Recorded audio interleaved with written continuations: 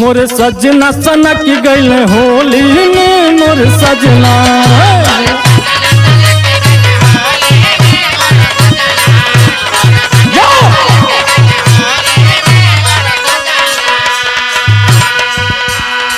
इत तर्ज रहल है, आगे भाव बा मास्टर। लेके कलसा उड़ल तब चोरी से, लेके कलसा